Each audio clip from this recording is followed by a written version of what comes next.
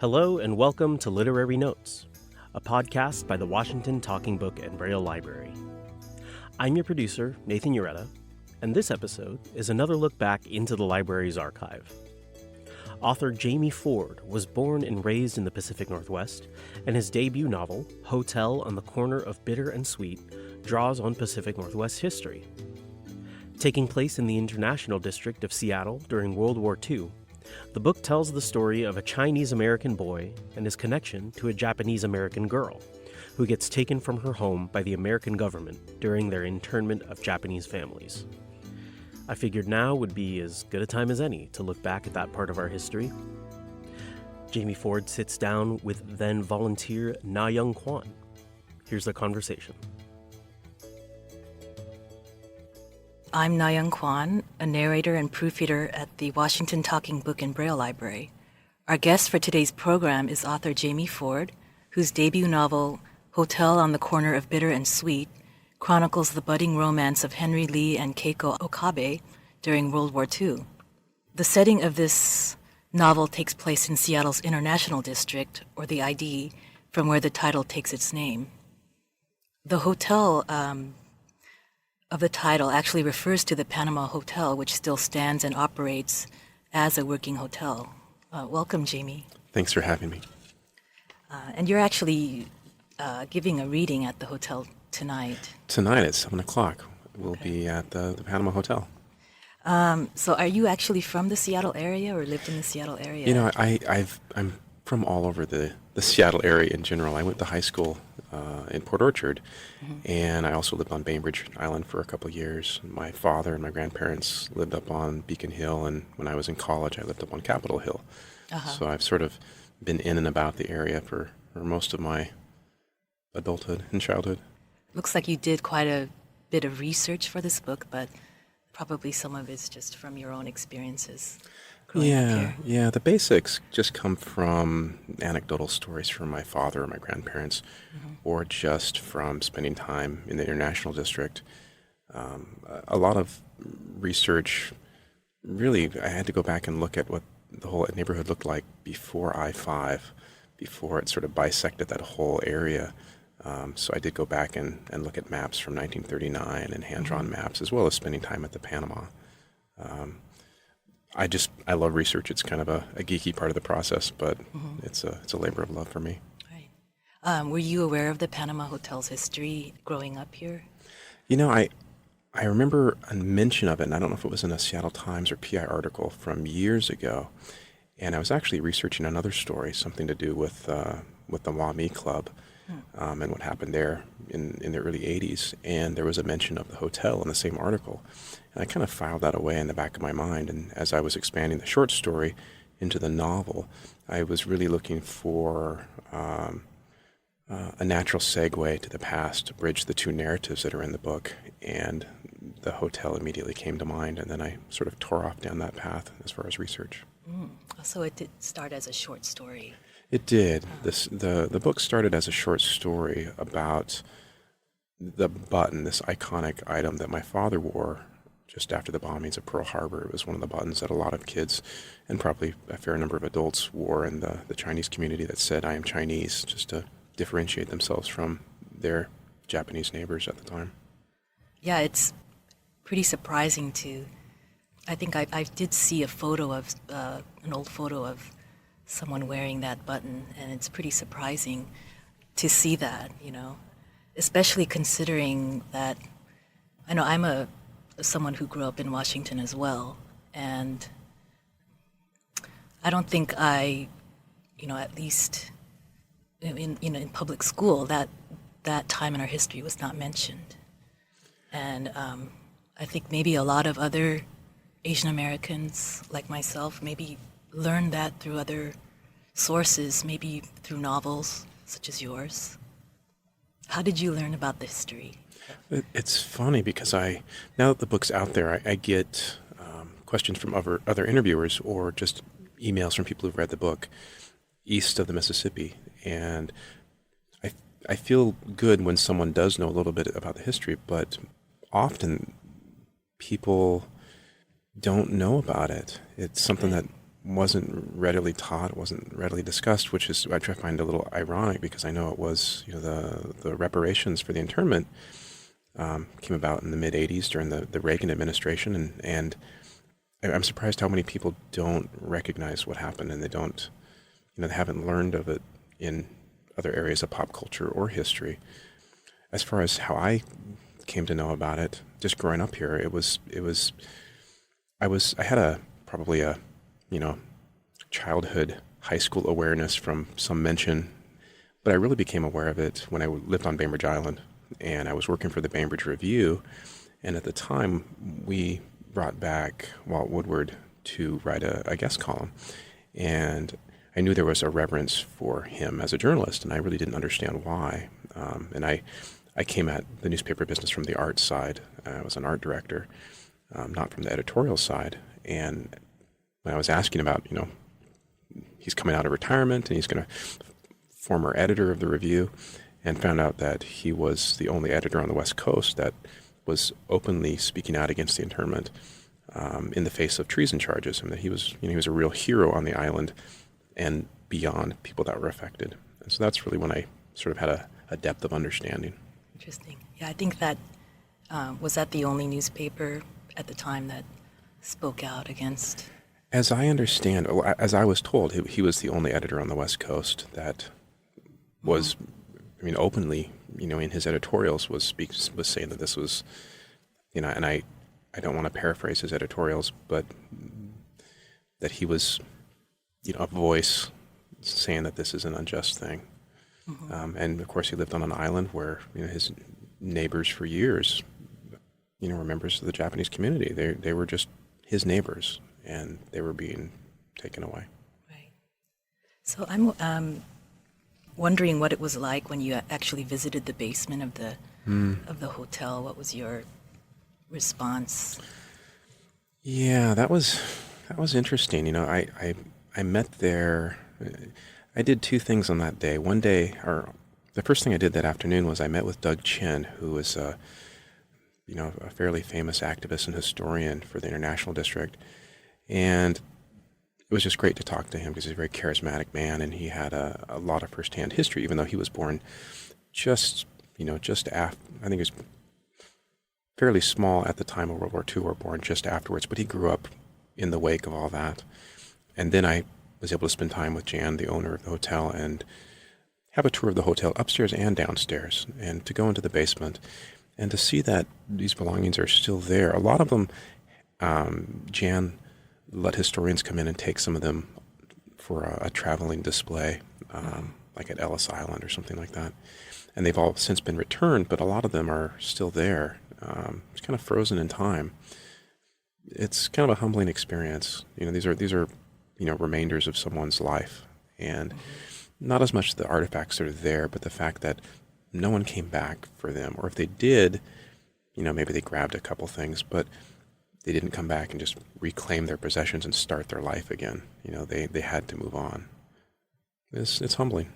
Right. I did manage to visit the hotel after I read your book, and in the tea shop, there is kind of a little window, like a sort of a plexiglass window where you can view a little bit of the basement, and just that glimpse of it, it was kind of a very eerie, haunting kind of feeling, to see those belongings that were largely unclaimed. Right, it is haunting. I think is a perfect word, and it's interesting. I know when Jan took over the hotel, I think there were people that would have liked for her just to clean out the basement, just send it to some museum. And it's my understanding that she really at the time thought that those belongings needed to stay there in context so that people down the road can come back and understand it, not just in a museum setting where something's been recreated, but it's still there. There's something permanent about that. And I think she made the right call. Yeah, definitely. So people can still go and visit the hotel. I enjoyed the herbal masala chai. There's very nice teas there. Very warm and inviting there. Mm-hmm. Yeah. And so this is your first novel. I'm just It is. wondering what goes into that process for you. Oh, the process of writing. It's interesting because I had tried, attempted several different novels and just hadn't quite found my voice, as they say.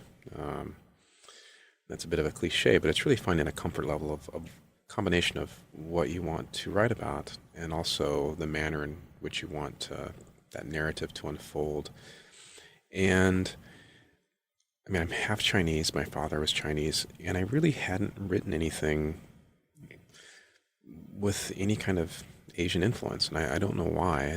I didn't think there was enough of a market for that, I guess. I figured those were stories that I would write for myself or for my family or for my kids, and I don't really know why I thought that. Maybe just a writerly insecurity, and writers kind of do that. But once my father passed away, and my father was an only child, and so I didn't have any Chinese aunts or uncles. I had lots of Chinese aunties and great aunties, great uncles, but I sort of felt cut off from that side of my heritage. So I really wrote this book as kind of an exploration of that and as a way to reconnect, not just the geography, but my own personal heritage. And that was really motivating for me. That made the research, really enjoyable, and it made the writing process really kind of a labor of love. So it was a great experience. I mean, it just hunkered down, did research for about 6 months, and then just let the narrative unfold. Interesting.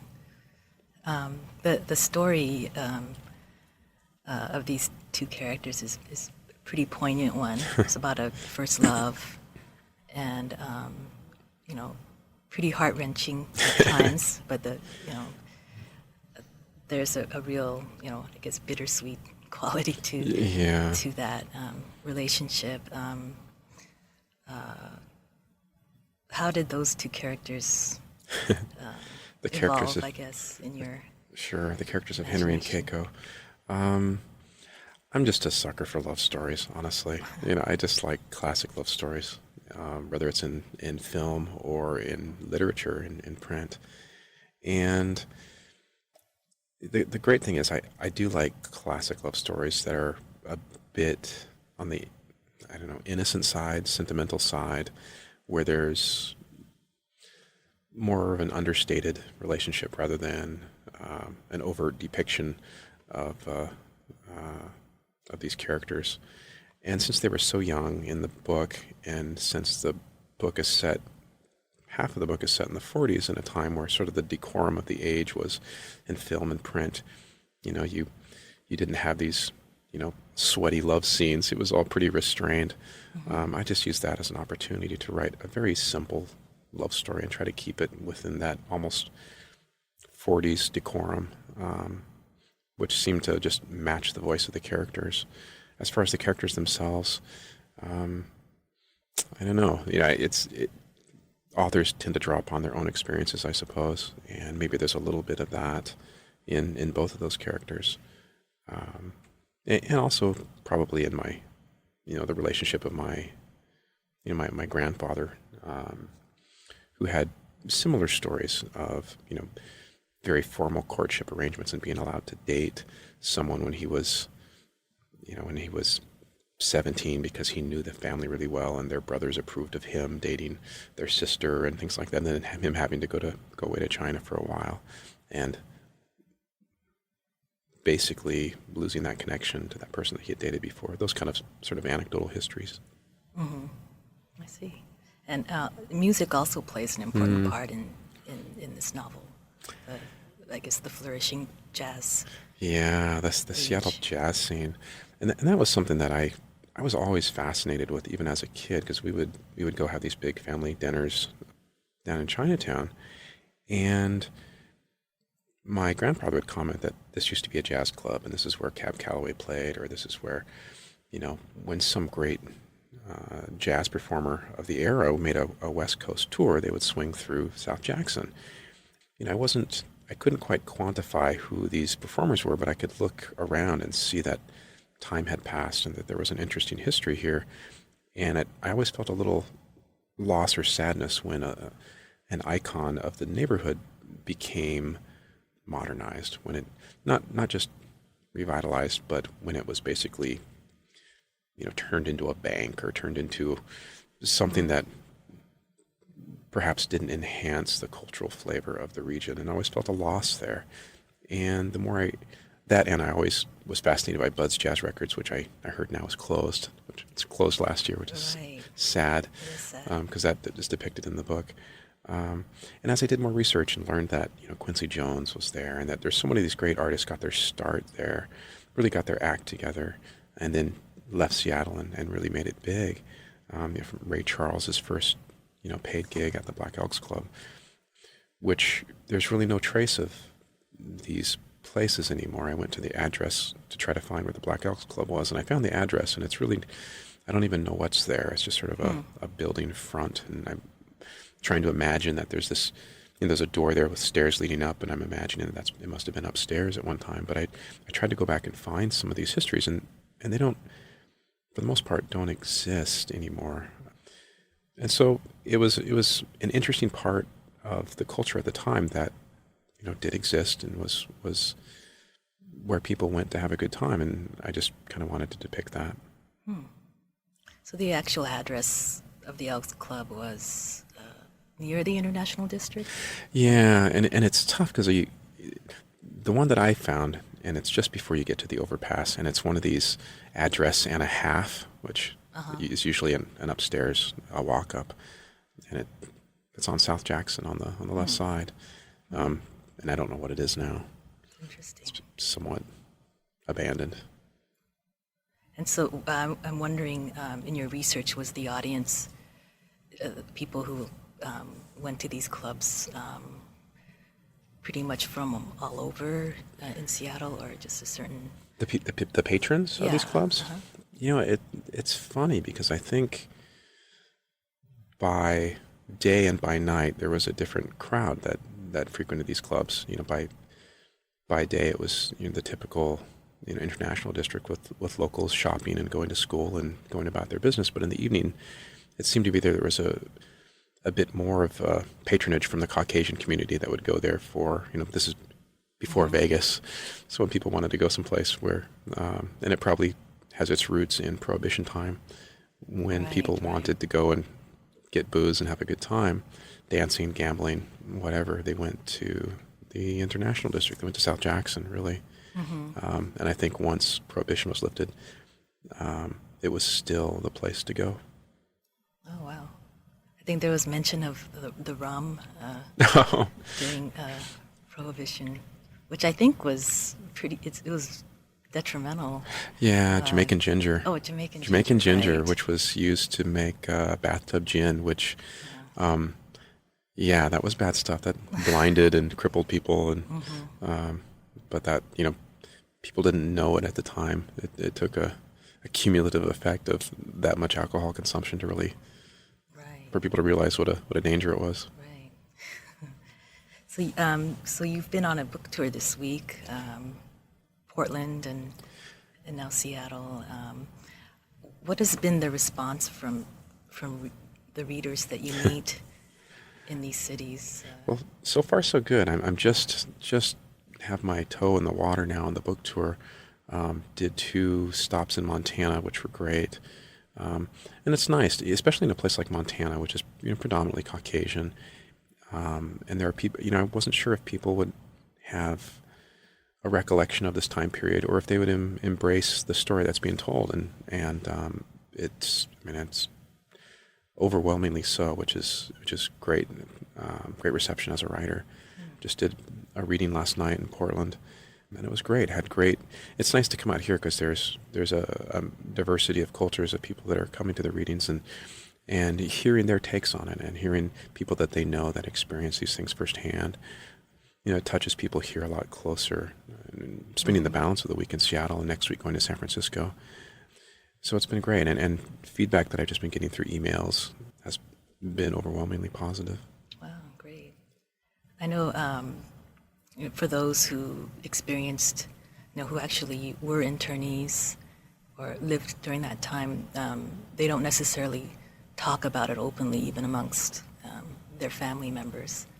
So that's pretty remarkable that, It is, and it's surprising. Well, I guess it's not surprising.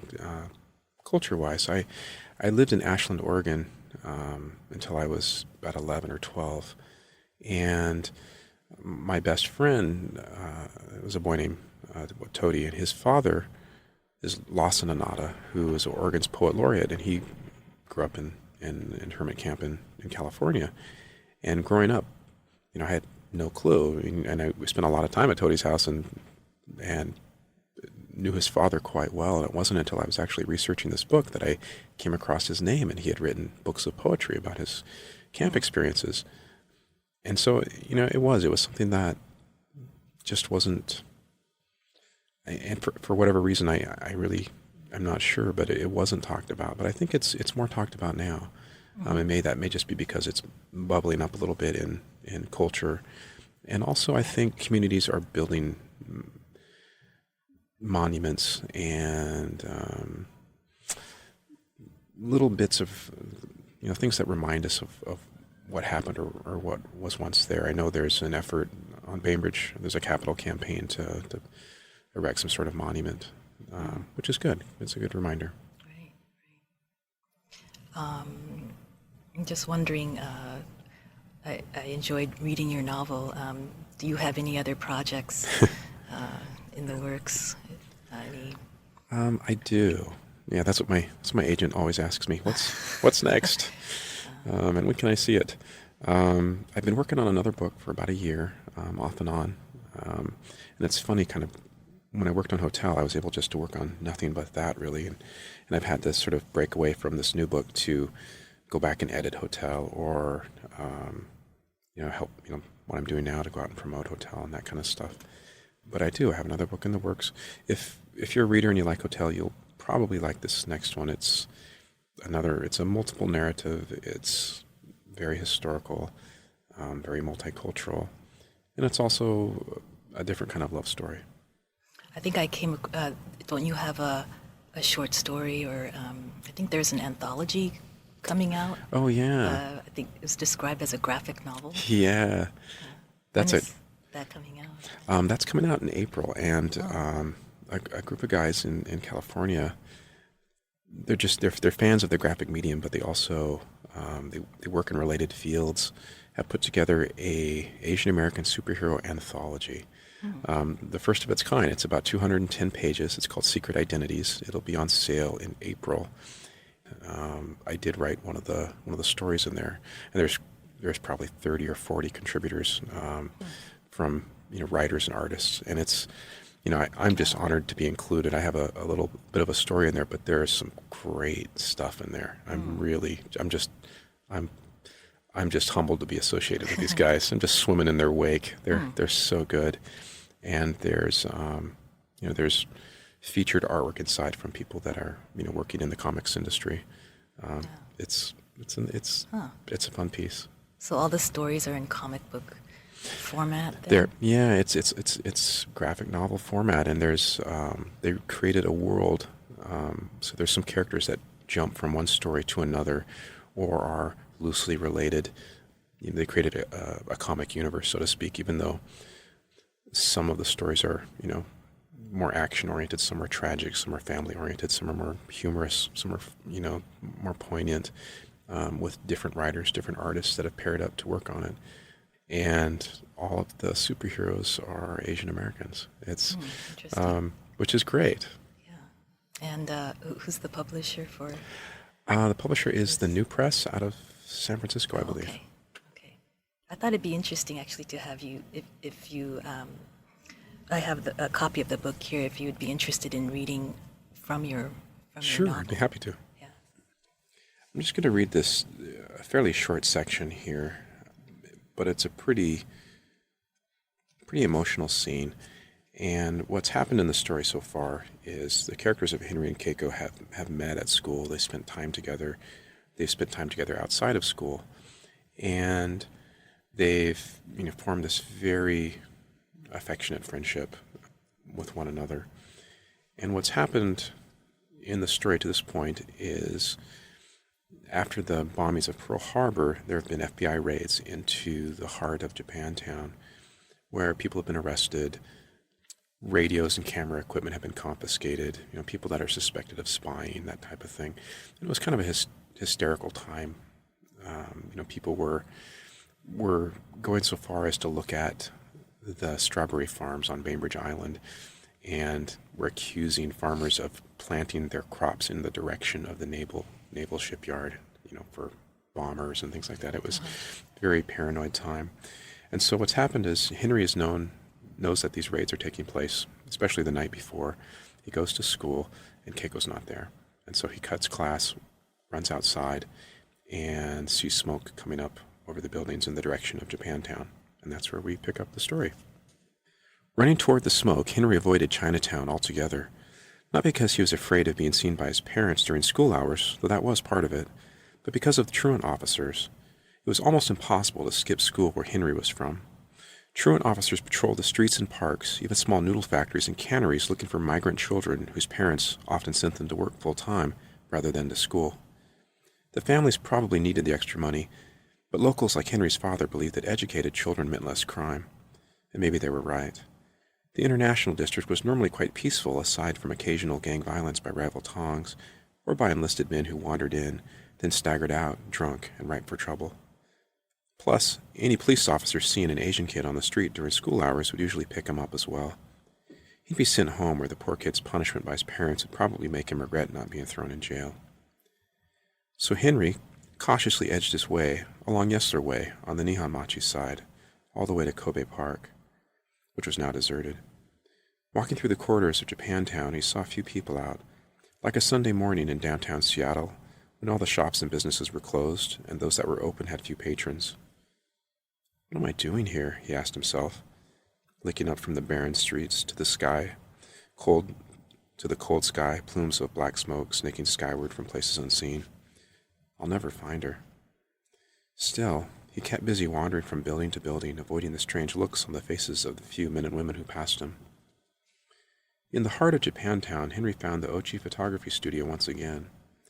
He couldn't miss the young proprietor who had stood outside on a milk crate looking through a large camera mounted on a wooden tripod.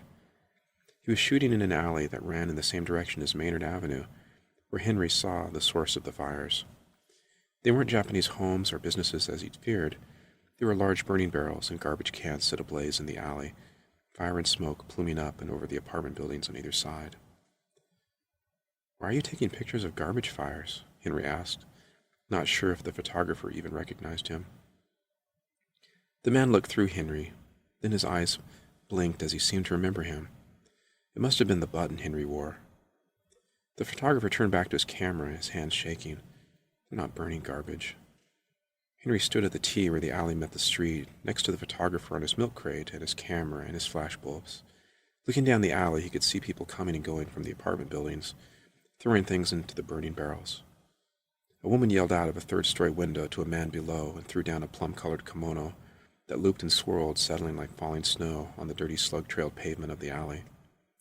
The man below scooped it up, regarded it for a moment, hesitated, then threw it on the fire. The silky fabric lit, and burning pieces floated out of the heat like butterflies whose wings caught flame, fluttering on the draft, flickering out, and raining down as black, ashy dust.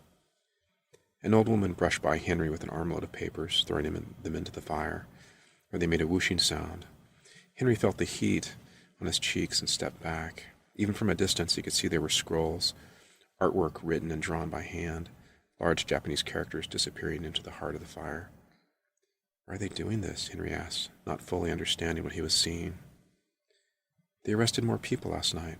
Japanese, all over the city, all over Puget Sound, all over the state, maybe," the photographer told him.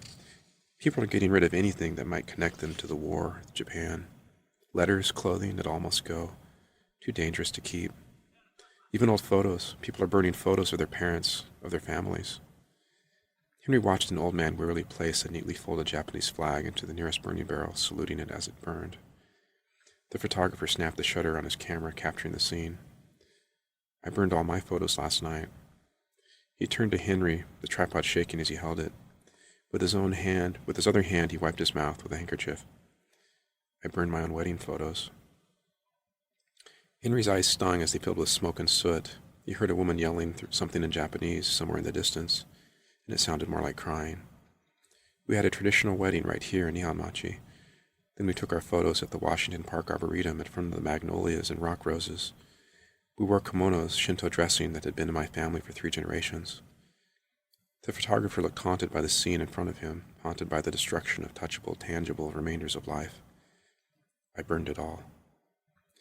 Henry had seen all he could take. Turning, he ran home, still tasting the smoke. Well, thank you so much for Thank you very coming much. in today It's a pleasure. and talking with us. Our guest is Jamie Ford, author of Hotel on the Corner of Bitter and Sweet, currently on a tour, book tour, in Seattle this week. Thanks for having me. Thank you. Hotel on the Corner of Bitter and Sweet is available in our catalog as an audiobook with the class ID DBC071540. It's also available in Braille with the class ID BR018465. If you have any questions or comments about the library, or to see if you qualify for our services, visit WTBBL.org or call us Monday through Friday from 8:30 a.m. to 5 p.m. at 206-615-0400 or toll free at 800-542-0866. This episode of Literary Notes is a production of the Washington Talking Book and Braille Library, based in Seattle, Washington. I'm your producer, Nathan Ureta. Thanks for listening.